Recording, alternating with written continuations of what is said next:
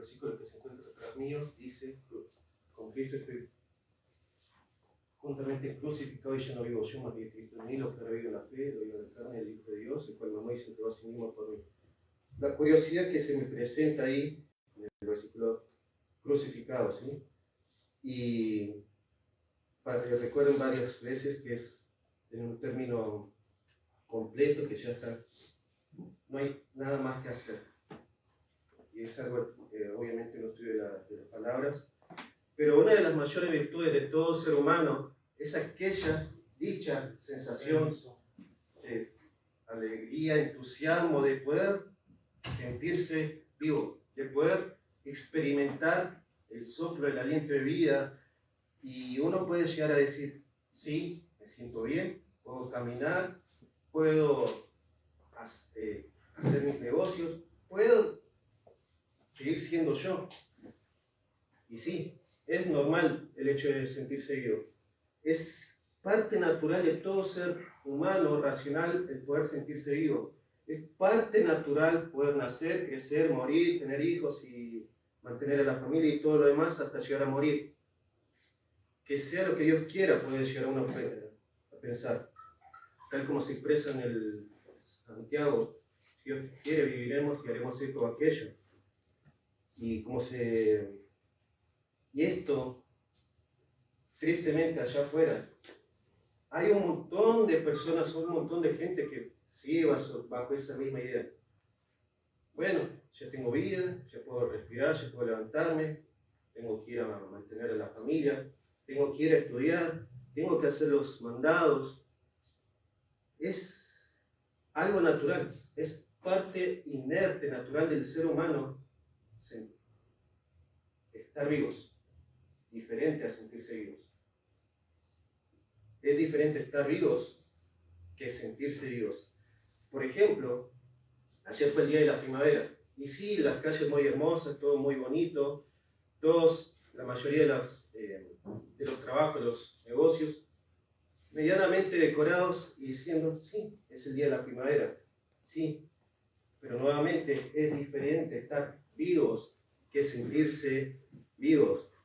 Y es que, pero ¿qué? No puede estar todo el día, siendo no cristiano, no puede estar todo el día alegre con el cristianismo y experimentando la dicha del nuevo nacimiento, experimentando los versículos bíblicos, las promesas que me alientan, me animan. No puedo estar todo el día con los hermanos. Es cierto, y es la cultura, la naturaleza de cada individuo. Pero y esto a modo muy personal,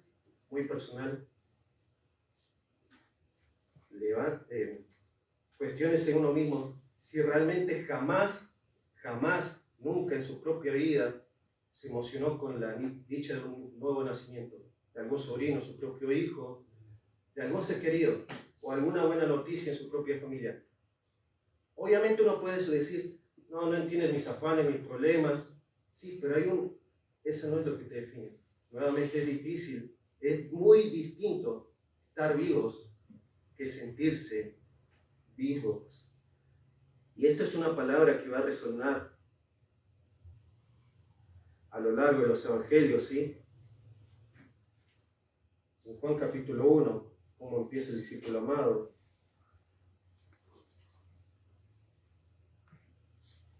Juan capítulo 1 dice, el versículo 4: en él estaba la vida, y la vida era la luz de los hombres. El versículo más conocido para toda persona, tanto creyente como no, porque de tal manera amó Dios al mundo que ha dado a su Hijo unigénito, para que todo aquel que en él cree no se pierda, mas tenga vida eterna. Nuevamente es muy distinto estar vivos que sentirse vivos. Y no, todas las filosofías de allá afuera, es cierto que bajo su razonamiento prometen dar un montón de cosas, pero ninguna en su totalidad dice vida, y lo más hermoso, vida eterna. Juan capítulo 10.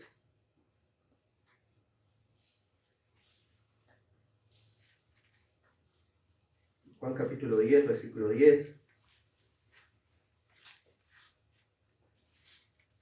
El ladrón no viene sino para hurtar y matar y destruir. Yo he venido para que tengan vida, Jesús hablando, y para que la tengan en abundancia.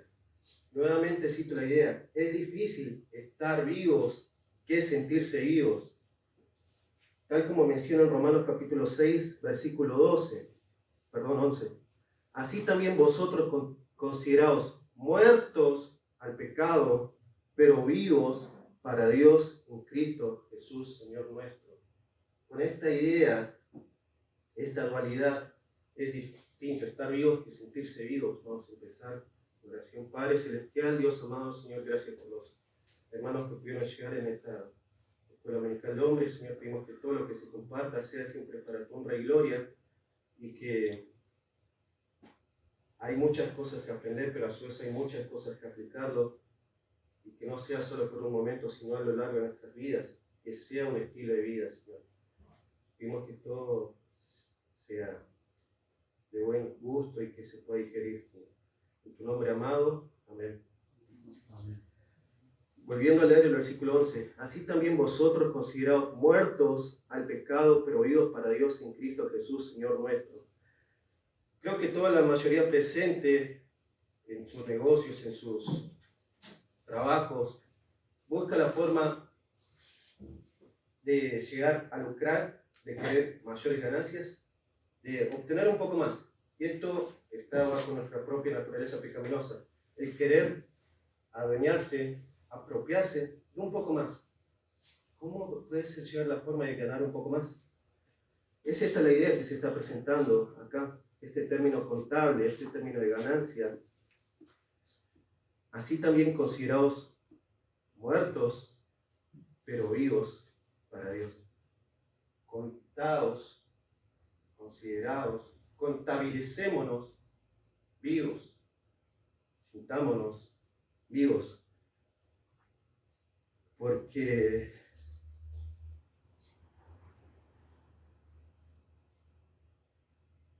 así como se nos puede llegar a imaginar esa idea de lucrar, lo de afuera, imaginémonos cuán hermoso y precioso sería lucrar para los negocios espirituales. Esos tesoros que la polilla que lo no corrompe. Si recordamos las bellas ilustraciones que Jesús mismo hacía, por ejemplo, cuando menciona necio, hoy vienen a pedirte tu alma, en Lucas capítulo 12, versículo 20.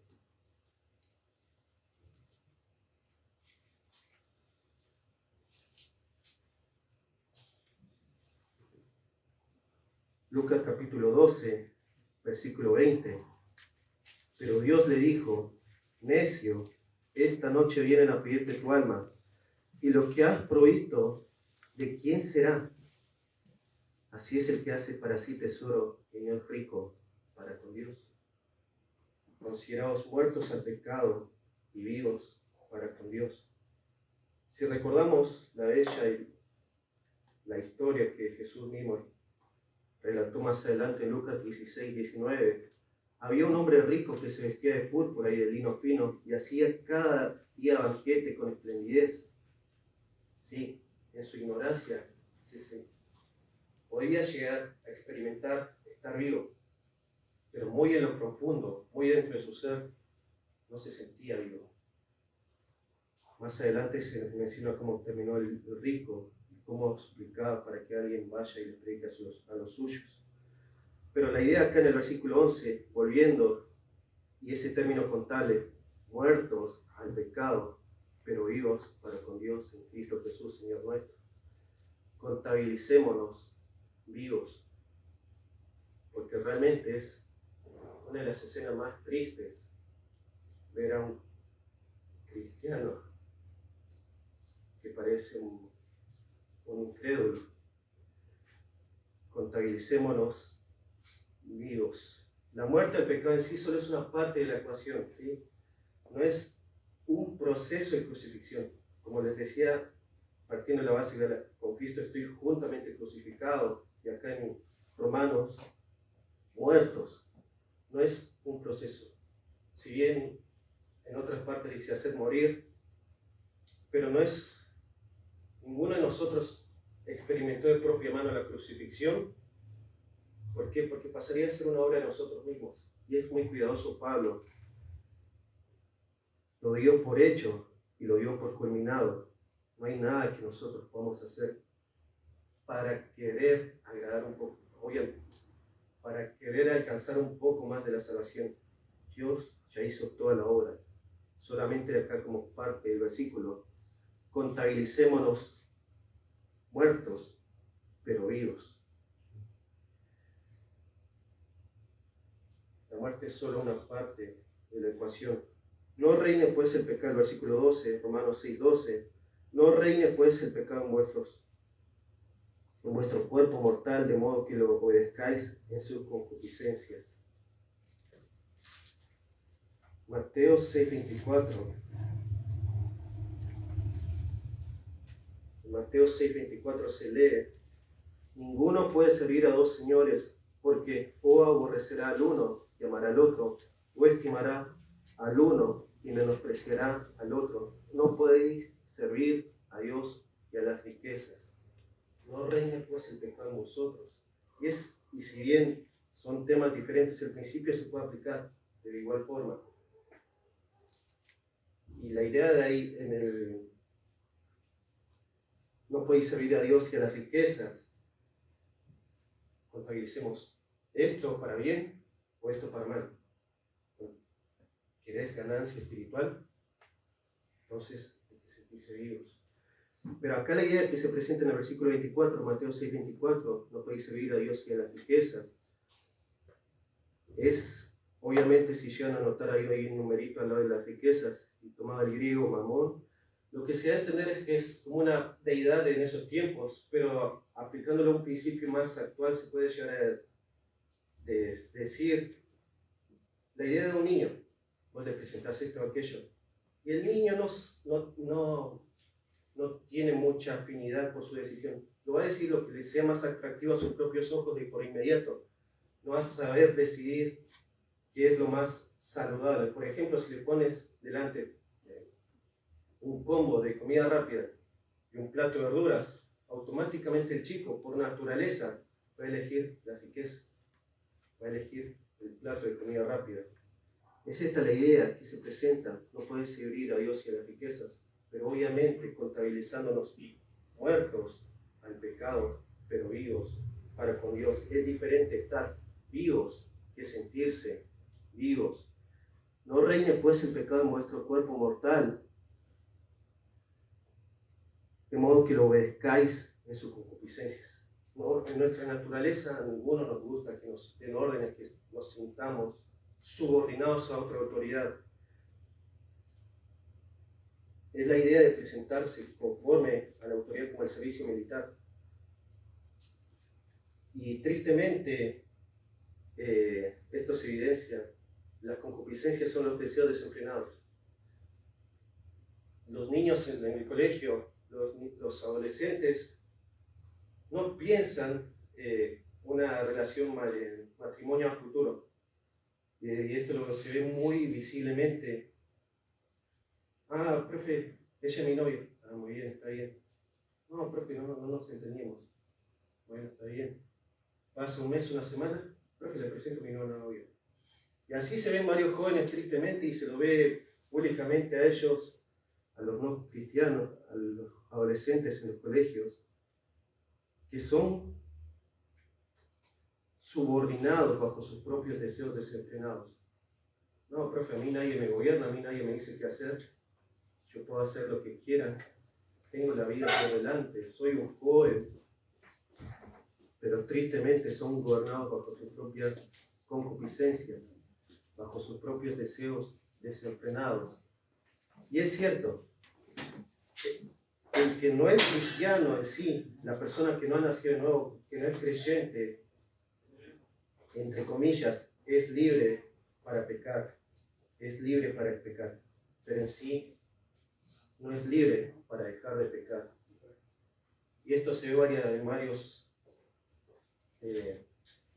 actividades que se practican como hábito. Y se pueden mencionar varios ejemplos y cada uno lo puede llegar a ver en su propio contexto inmediato. A varias personas que están siendo consumidas, atraídas, subordinadas bajo sus propios deseos desenfrenados, simplemente porque entienden el concepto de, entre comillas, de que es libre para pecar, pero se niegan a ver y a observar que no es libre para dejar de pecar debido a la tiranía del viejo hombre.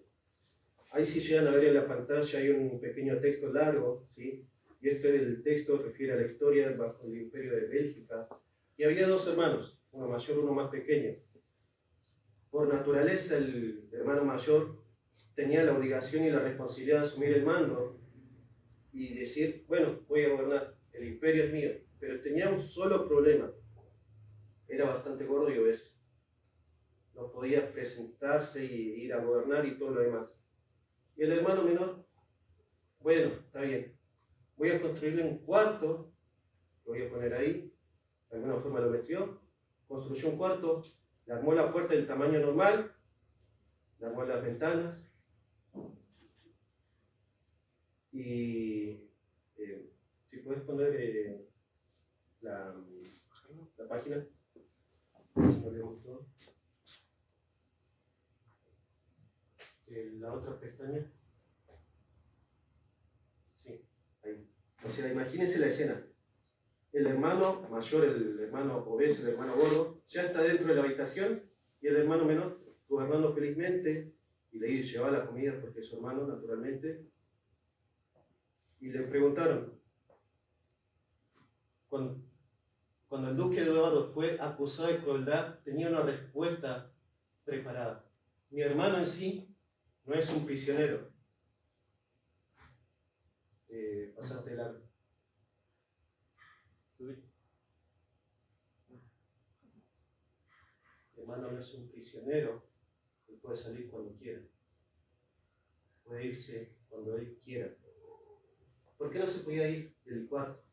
Tenía las puertas, las ventanas abiertas, no había ninguna restricción, no estaba atado de pies y manos. Tenía la libertad de poder salir.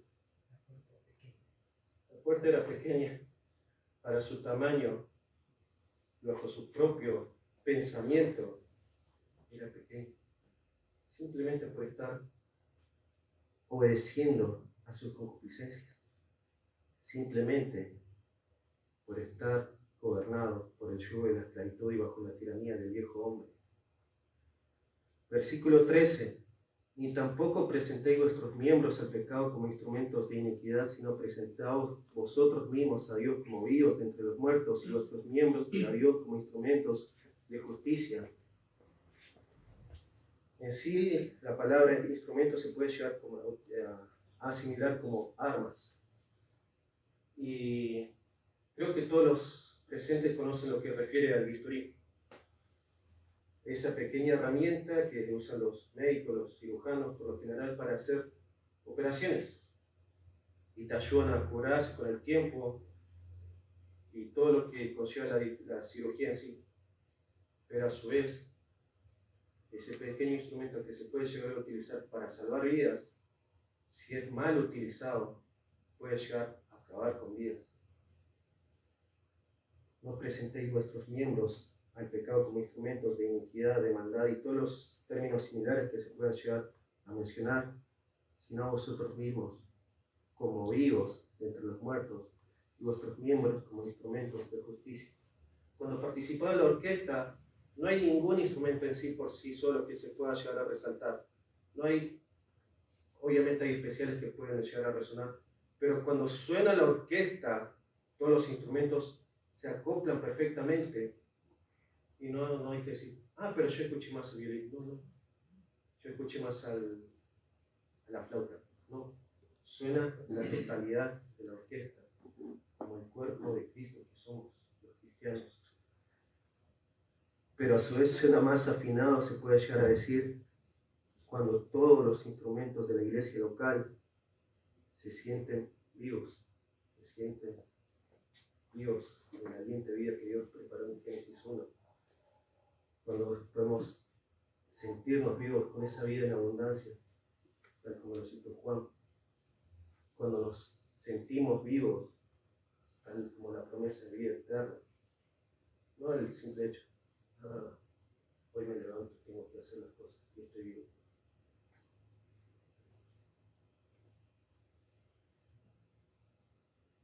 ¿Cómo puede ser que una persona pueda ser liberada oficialmente, pero aún está así encarcelada en su mente y actuando así? Porque tristemente no ha nacido de nuevo, porque los hábitos de libertad no están presentes y porque tal vez el cristiano, en vez de sentirse vivo, simplemente cumple con el rol de estar vivo. Efesios 4:27 dice: "Y deis lugar al diablo". Tal como se presentan las luces, solo apretas un botón y todo se prende. Apretas un botón y la luz se apaga. Tal vez nos acostumbramos muchos, incluyéndome a la rutina, y bueno, hoy estoy vivo, gracias a Dios. Hoy estoy vivo. Y es por su inmensa benevolencia y misericordia que puedo decir, gracias a Dios. Pero es diferente la dicha de sentirse vivos. Sí, pero esto no tiene nada que ver conmigo. No, yo cumplo el rol de congregarme felizmente los domingos con mi familia, con mis hermanos, y ya estoy vivo. Con eso me alcanza y sobra. Con eso puedo decir que experimenté el mayor esplendor de estar vivo. No hace falta que me congregue, porque puedo ir a tomar un café con algún hermano. No hace falta que me congregue en otras reuniones, porque puedo estudiar con algunos compañeros cristianos que estudian la misma carrera. Puedo estar con mis compañeros tomando mate con mis amigos cristianos. Puedo estar jugando a la pelota con mis amigos cristianos. Es cierto, se puede. Pero eso también lo puedes hacer con los de allá afuera, con los no cristianos. ¿Qué es lo que no puedes hacer con los no cristianos? Congregarte en la iglesia. Congregarte en la iglesia. Eso es lo que no puedes hacer con los no cristianos. Y creo que la mayoría presente, ¿cuándo es que se sienten más vivos en sus propias vidas? Cuando vienen y se congregan. No con una persona, sino con el conjunto de la iglesia. Con todos los hermanos presentes, y puedo decir, sí, acá experimento la dicha de sentirme vivo. ¿Por qué no voy a perder dicha bendición? ¿Por qué voy a escapar a ese pensamiento? ¿Por qué voy a ser esclavizado bajo mi propio cuarto, tal como la ilustración obeso? Es muy diferente estar vivos que sentirse vivos. Porque el pecado, versículo 14, porque el pecado no se enseñorea de vosotros, pues no estáis bajo la ley, sino bajo la gracia. Imaginemos, cada uno de nosotros tiene nuevamente su propia naturaleza, su propio carácter, sus propios temperamentos, sus propias formas de ser, y es natural, es inerte, es propio de cada uno. Y eso nadie se lo puede cuestionar. Pero si, por ejemplo, nos exaltamos sobremanera, pareciéndonos como un incrédulo, como una persona no creyente, no sería propio y apropiado decir, cuestionarnos a nosotros mismos. ¿No será que el pecado sigue enseñándose de mí? ¿No será que sigo bajo la ley, que me acusa constantemente que estoy cometiendo algo ilícito, de que estamos no convertidos y que todavía no pasamos de muerte a vida, de que simplemente nos conformamos con el hecho de estar vivos y no sentirnos vivos. Amén. Cristo en ningún momento nos condenó bajo el dominio del pecado. Nosotros, bajo nuestro propio libre albedrío, nos descarriamos como ovejas descarriadas. Cada cual buscó su propio camino. Pero Cristo vino y nos dio vida eterna. Simplemente, si confesamos su nombre,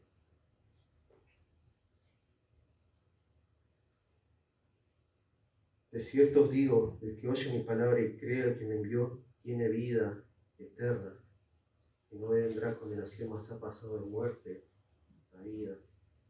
La ley en ningún momento nos puede dar libertad del pecado. Solo nos condena. Solo nos condena. ¿Hiciste esto bien? Bien. ¿Hiciste esto mal? Está mal. Pero la gracia provee una libertad inmensa. Una inmensa. Algo que es muy difícil poder decir, esto lo consigo yo. Algo que es muy difícil decir, lo consigo con mis propios logros y esfuerzos. Es algo muy diferente conformarse. Gracias Dios, que expresarlo de forma genuina y sincera.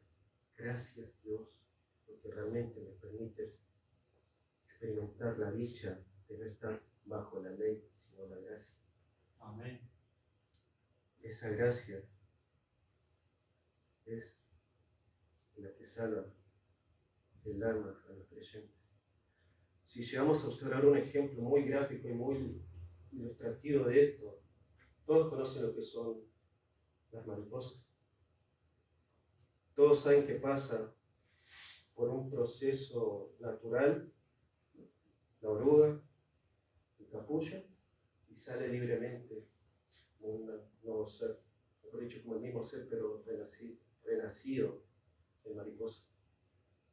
¿Alguna persona vio alguna vez la mariposa volviéndose hacia atrás, hacia el proceso de la oruga, volviéndose a arrastrar por los árboles, volviendo a comer hojas como si fuese una oruga? Es algo ridículo, imposible.